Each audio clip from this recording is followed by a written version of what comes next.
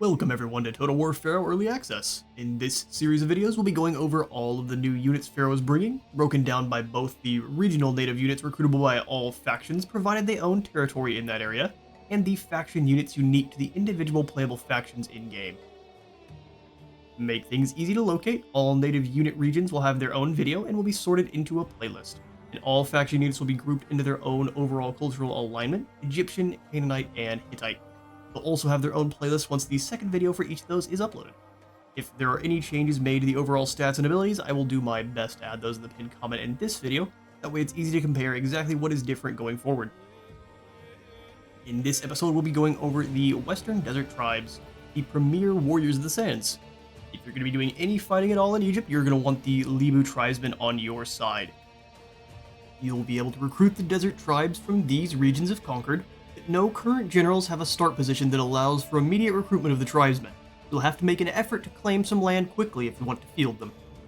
Even the elite warriors of Upper and Lower Egypt struggle to move properly in the sands, and will suffer the same as a fully armored Hittite battalion when a roaring sandstorm sweeps into your battleground. The Western Desert Tribes, however, are all going to come with the Desert Fighter's trait, making these lads immune to sweltering weather, giving them the ability to run unhindered by sand, and lessening the debilitating effects of fighting in a sandstorm. On campaign, they're also going to be fully immune to desert attrition, same as with Lower and Upper Egypt troops, which is a nice bonus. Normally, traveling across deserts without a way station outpost built will cause your army to take active attrition while moving. Having the ability to ignore this penalty with your Libu tribesmen makes you much more mobile and much more dangerous out of the sands. We'll start with their weaknesses, as they do have a few. This is a very much desert fighting niche selection of units, and they will only really benefit from the sweltering immunity outside of the sands they call home. All of their other traits will not benefit due to having no sandstorms and no sand to run on.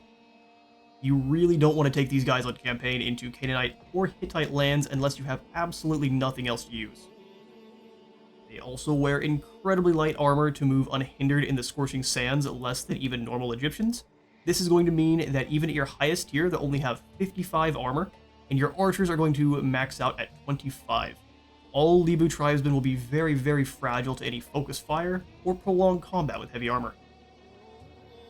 Their last glaring weakness is a lack of chariots and true damage dealing in the armor-piercing variety.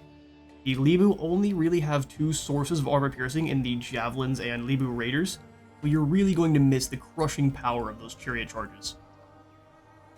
What the Libu tribesmen are good at, if it wasn't obvious by now, is fighting in the desert. Their mobility on sand is second to none except chariots, allowing for easy flanking attacks on those bogged down by gritty sandals. Once you get outside of the expendable tier, all troops will come with the Sand Scorpions trait, giving them stock as long as there's a sandstorm, turning a really bad situation into an even worse one for any enemy force, as they'll be weakened by the storm and won't even see the desert tribesmen coming. I do think this particular branch of native units does need a little bit of a tweak, as they have little to no armor. They struggle in prolonged battles, even fighting in the sands, so perhaps we provide the Sand Scorpions trait with additional flanking bonus, in sandstorms or just when fighting in sandy terrain. This would help offset their lack of chariots and armor-piercing options and drive home their identity of ambush warriors from the deserts.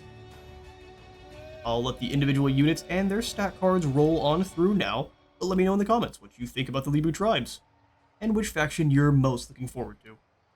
For now though, I have been Space Wizard Total War. Remember to leave a like for the like god and a sub for the sub zone. I'll see you all in the next one.